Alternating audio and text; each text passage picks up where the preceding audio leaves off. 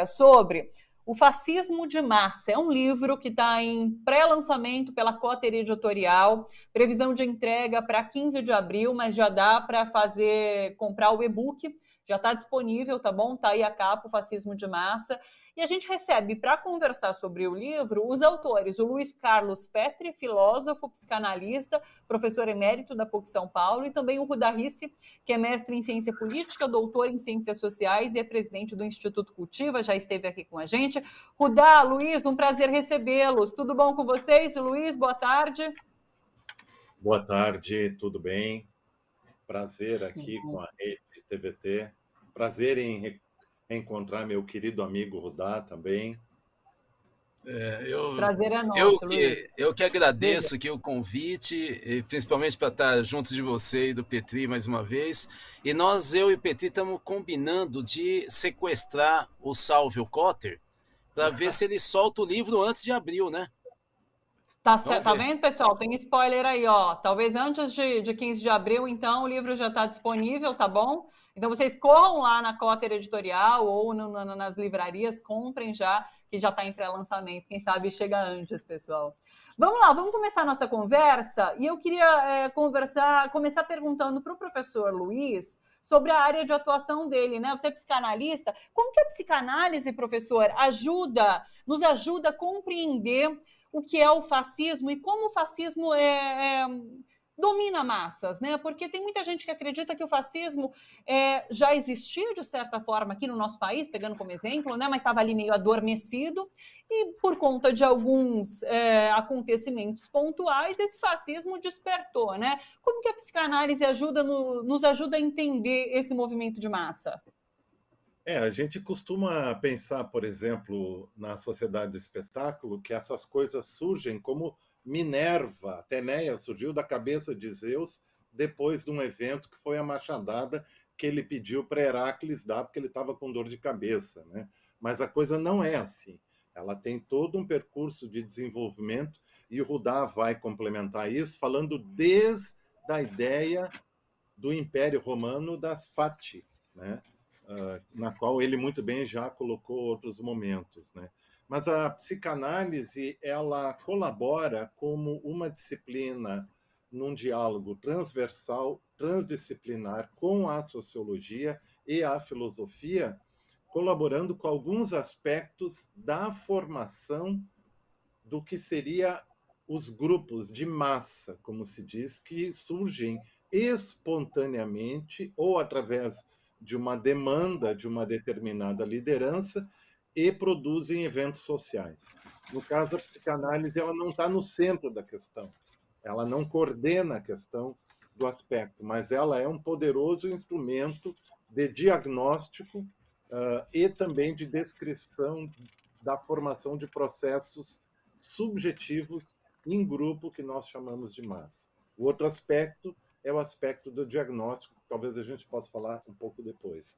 Acho que o Rudá vai comentar o fascismo e a gênese dele, né? Porque Rudá, inclusive, né, quando a gente trata do fascismo aqui no Brasil, tem muita gente que fala assim, não, é exagero, imagina, falar em fascismo nos dias de hoje aqui no Brasil. E daí eu queria que você nos explicasse, há fascismo no Brasil hoje em dia? Como que a gente pode buscar explicar para alguém com quem a gente esteja conversando características que deixam claro que aqui no Brasil a gente está vivendo fascismo? Sou eu, Petri? Você, Rudá. Tá, não, é que a gente é irmão gêmeo, então quando você fala o que você acha, eu acho que ele vai responder. Então, bom, deixa eu explicar aqui. Em primeiro lugar, o fascismo tem uma característica que complica um pouco a nossa vida. Essa característica inicial é dele ser uma esponja. Ele absorve, embora ele tenha um eixo, que eu vou falar daqui a pouco, muito nítido, ele absorve vários outros ideários. É diferente do nazismo. O nazismo é autorreferente, ele se move para destruir qualquer outro discurso, ele é extremamente violento. O fascismo é violento, mas o nazismo ele se afirma pela destruição do outro. O fascismo é exatamente o contrário. ele se aproveita das outras concepções. Só para que você tenha uma ideia, a mudança do Mussolini vai se dar de 1919 a 1922. Então, assim, em 4 anos, ele sai do Partido Socialista Italiano. O Partido Socialista Italiano, nesse período, o Partido Comunista Italiano é formado em 1919. O partido da esquerda, naquele momento, era o PSI. Fazia parte do Partido Socialista Italiano o Mussolini, que era editor do jornal do PSI, o Avanti, e o Gramsci, que vai ser, junto com Palmiro Togliatti, os 2 grandes líderes e referências do comunismo italiano. Então você vê que ele era do PSI, ele não era qualquer pessoa. Ele era o editor do jornal de massas, o Avanti. E aí o que acontece? Ele começa a pressão para a Itália sair da articulação europeia que vai dar na Primeira Guerra Mundial, né, chamada o núcleo da Entente. O nome é meio bobo, mas que fazia parte da Alemanha, a Itália, e eles são pressionados para entrar na aliança dos aliados na Europa, que era a Inglaterra. Bom, e qual que era a promessa? A promessa é que a Itália iria anexar vários territórios, inclusive da Alemanha, no final da guerra. Aliás, não ganhou nada.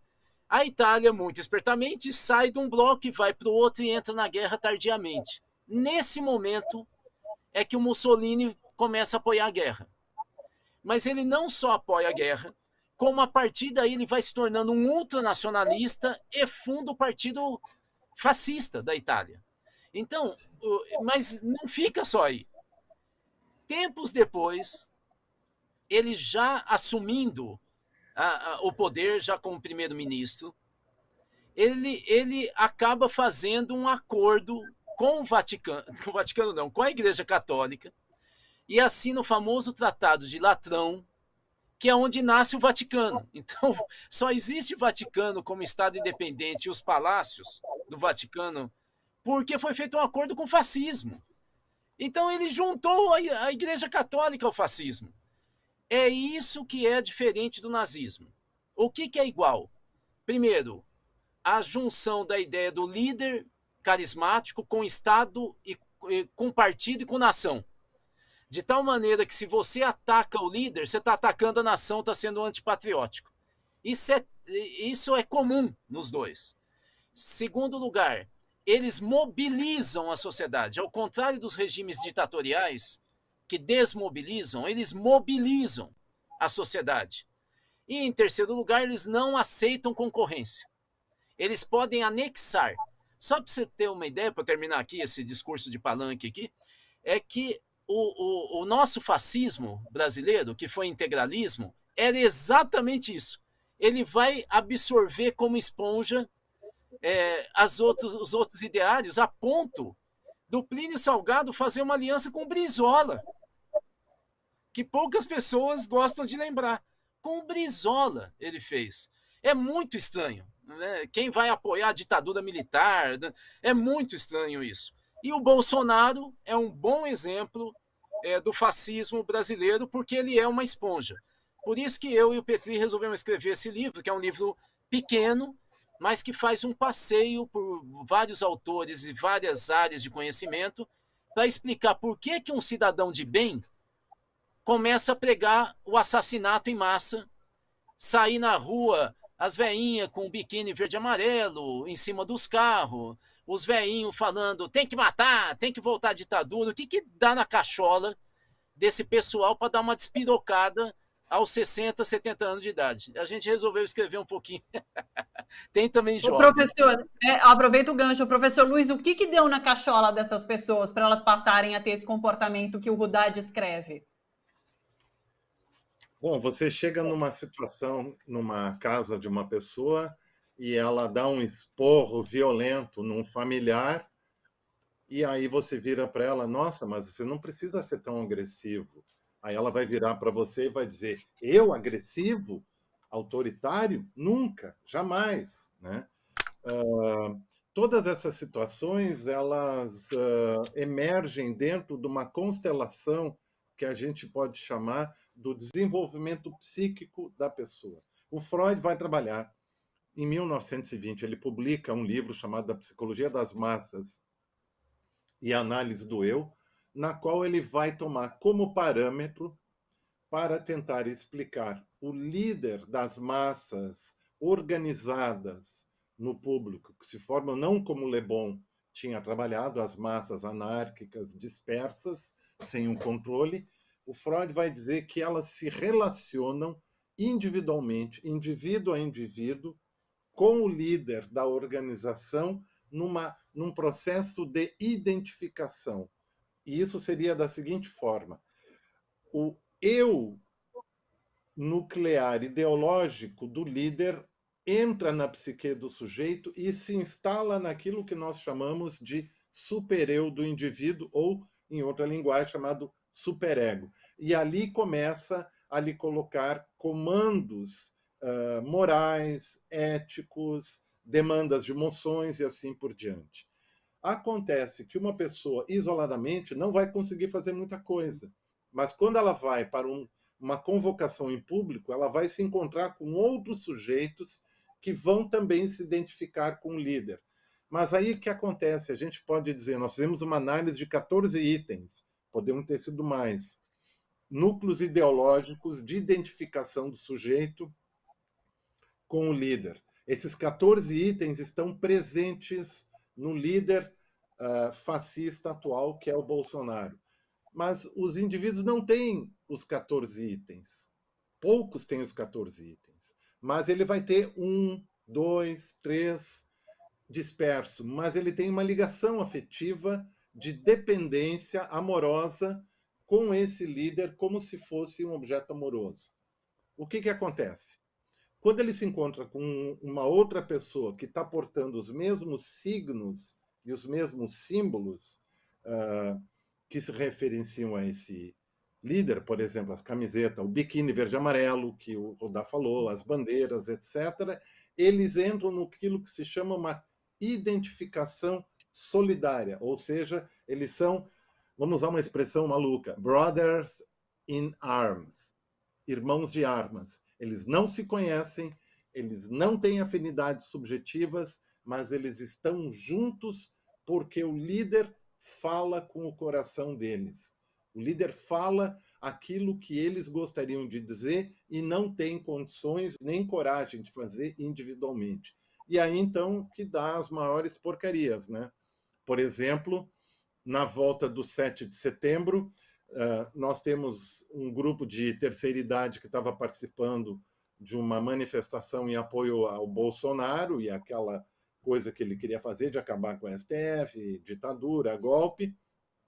O grupo estava voltando para casa e havia na rua um grupo de manifestação caminhando, que era contra eles, e artistas mambembe, circenses, pendurados em postes, fazendo performance, que o pessoal aproveita sempre as situações para fazer isso. E aí eles param, se voltam para esses artistas em cima, começam a sacudir as bandeiras e tentando bater neles e chamando eles de perversos, pederastas e que eles tinham que ser mortos. Se você olhar aquelas imagens daquelas pessoas, aquela senhora que está ali com aquele senhor que é o marido dela, na casa deles, eles estão tomando chá.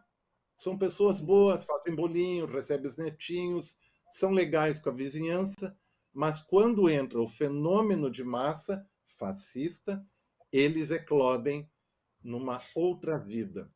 Posso fazer um complemento rápido?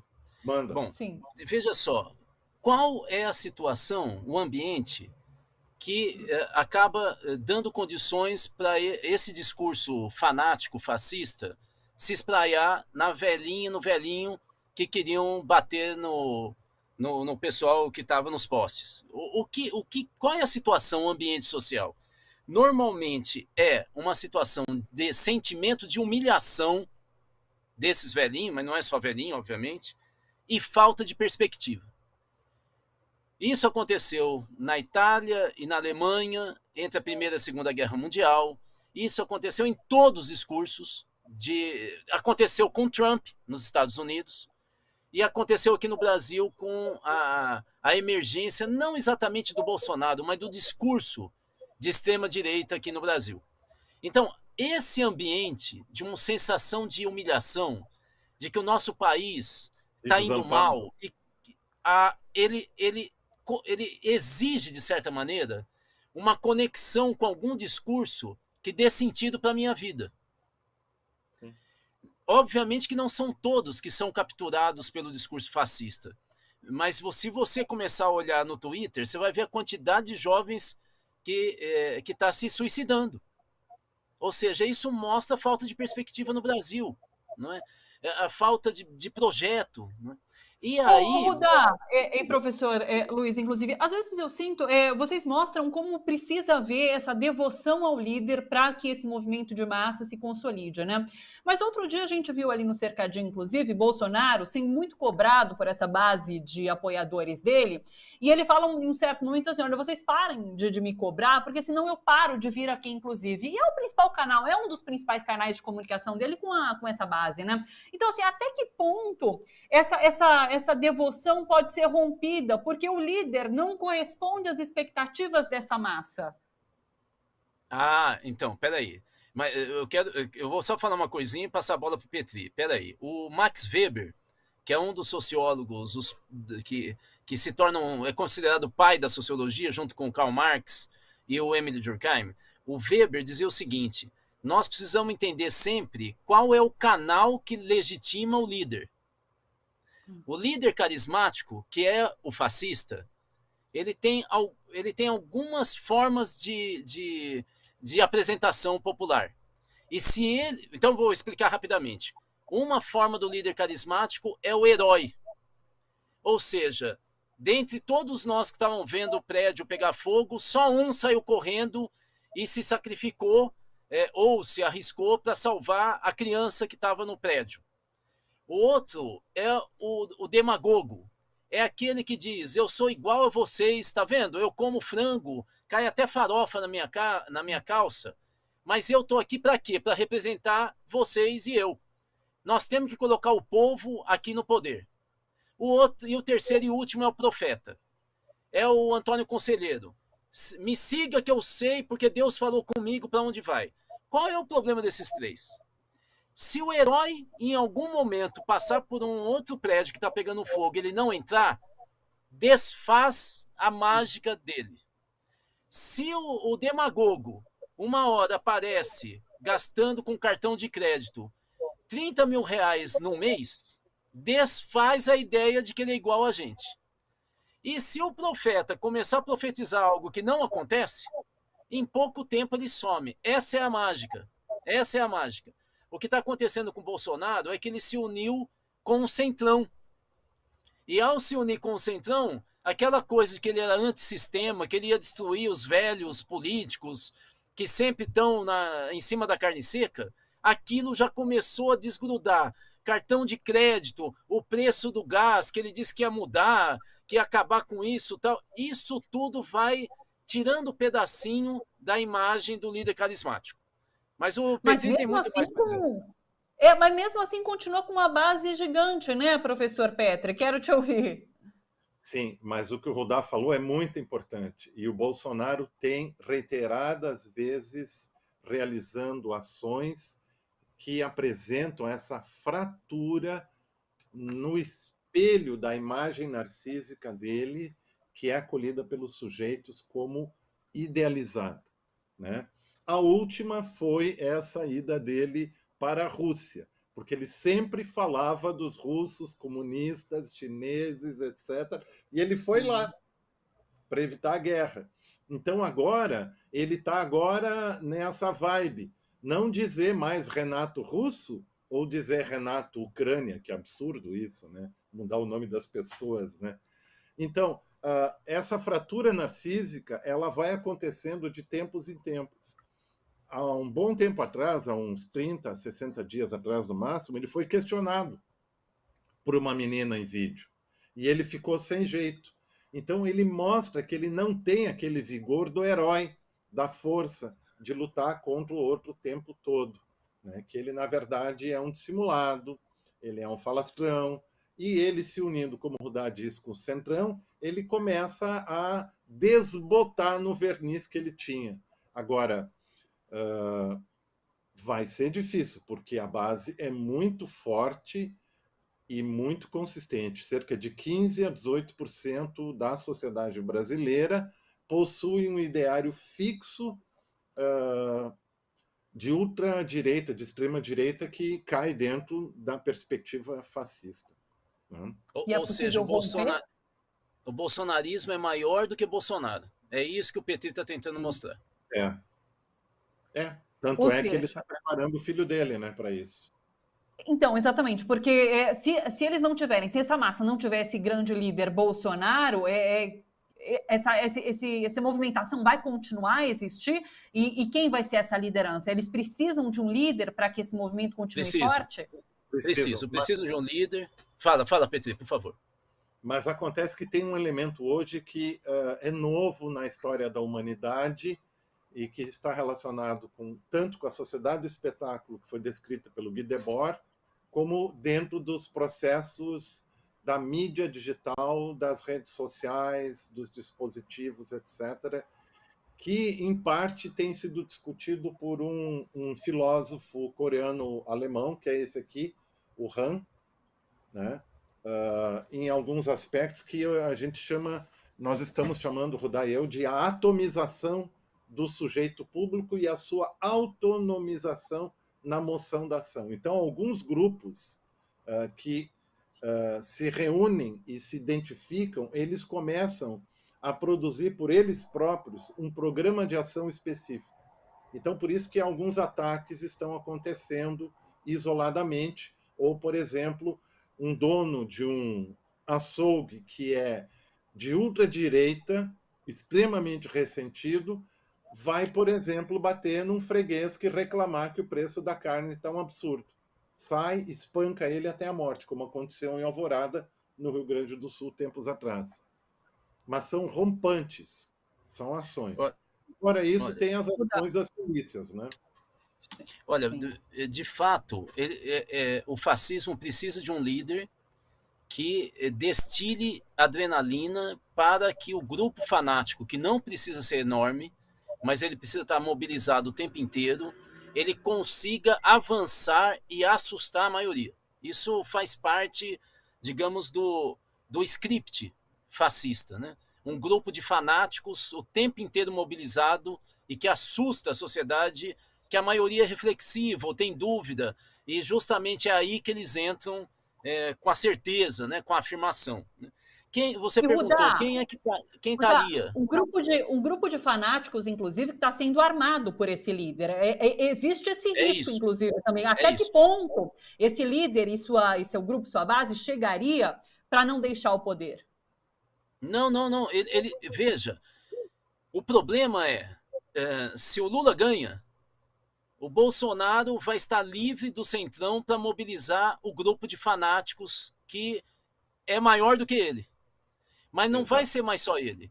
Vai ser o Braga Neto, o general vice da próxima chapa do Bolsonaro para a reeleição. O filho dele, que é o Eduardo Bolsonaro, que acabou de criar um Instituto Liberal Conservador, que está criando o primeiro programa fascista do Brasil depois do integralismo. Então, assim, o pessoal do poder paralelo, que está fazendo doutrinação ultraliberal em 200 favelas do Brasil, eles estão se mexendo. Agora, eu fico pensando o que vai ser se o Lula ganhar 2023 com esse bando de maluco? Você viu a conta do Petri, dá 1 milhão de brasileiros por estado. Claro que não é bem assim, mas uma conta de chegada dá 1 milhão em cada estado. Você já imaginou se convocarem e 30% aparecer em cada capital? Você já imaginou a gente ter 300 a 400 mil pessoas em cada capital? Isso cria uma comoção nacional em pouco tempo. Mesmo porque a grande imprensa adora número, né? Então vai botar foto com aquela multidão em Brasília, em Curitiba, em Porto Alegre. Então, nós temos que começar a criar situações que nós na política chamamos de vacina, para que a gente possa se contrapor ao que pode ocorrer em 2023. A gente não pode olhar só... 2022 depende do que nós vamos criar de condições para 2023. Qual seria essa vacina, só para finalizar? Organização de base, estar presente, fazer plenárias das organizações populares durante esse primeiro semestre, discutir programa, começar a discutir ministério, porque isso dá coesão. As pessoas precisam ter certeza, numa vitória do Lula, para onde que nós vamos, o que ele vai mudar. O programa está completamente solto, ele fica trazendo o Alckmin, e nós não estamos... O Lula só faz acordo com cúpula, ele fica horas conversando com o Márcio França para pensar a chapa em São Paulo, e não tem uma reunião com as feministas em público para discutir programa e chapa, não faz reunião com o MST, com o MTST, com os catadores de lixo reciclável. Ou seja, ele não está... O PT prometeu 5 mil comitês de base, ninguém sabe onde eles estão. Então, assim, se você não está presente agora, se você não mobiliza o movimento sindical em plenárias para discutir um programa de segurança e qualidade do emprego, como é que você vai linkar na cabeça dessas organizações hoje com 2022, com 2023? Você está desmobilizando. Você está desmobilizando a sociedade. Joga tudo na cabeça do líder. Ora, o povão que está lá vai falar, mas qual a diferença de um líder para o outro líder? Os dois são tão parecidos. Os dois não vêm aqui no meu bairro. Os dois só prometem. Os dois querem o centrão, ficam se matando pelo centrão. Qual que é a diferença? É claro que quem está acompanhando sabe a diferença. Mas quem está lá na rua, trabalhando o dia inteiro, vendendo cachorro-quente, ele não tem muita clareza. Qual é a diferença mesmo? É isso. Pode parecer meio ingênua a pergunta, mas a mudança de condição de vida das pessoas, dessa massa, poderia fazer com que esse movimento fosse desmobilizado. Mas é claro que isso pode demorar um pouco, né, professor Petri? Eu queria que você concluísse, inclusive, com essa reflexão. Sim, mas assim, a inclusão pelo consumo, ela não produziu bons efeitos no Brasil, como a gente sabe, né? Então, tem muita pesquisa sobre isso, ela é um caos, né? Agora, a participação, ela é muito importante. Aquelas pessoas que, como nós, por exemplo, são de esquerda, mas estão naquele grupo do deixa disso, vamos ficar em casa que é melhor, é mais seguro, elas precisam começar a sair, ir para a rua, se reunir com as pessoas, ir para a comunidade delas e trocar ideias e conversar. Se você mora num edifício, às vezes você deveria pensar que você deve conversar com as pessoas que estão próximas de você, vizinhos, apartamentos, né? Aquela coisa, né? Nós temos toda semana, na quarta-feira, uma reunião pública que a gente chama de boteco, né? Com um grupo aí, Boteco Cultiva, né? Educultiva. É porque tem aquela coisa assim, o projeto é educacional Paulo Freire, e a gente também colocou a ideia do boteco, tomar umas cachaça, bater papo.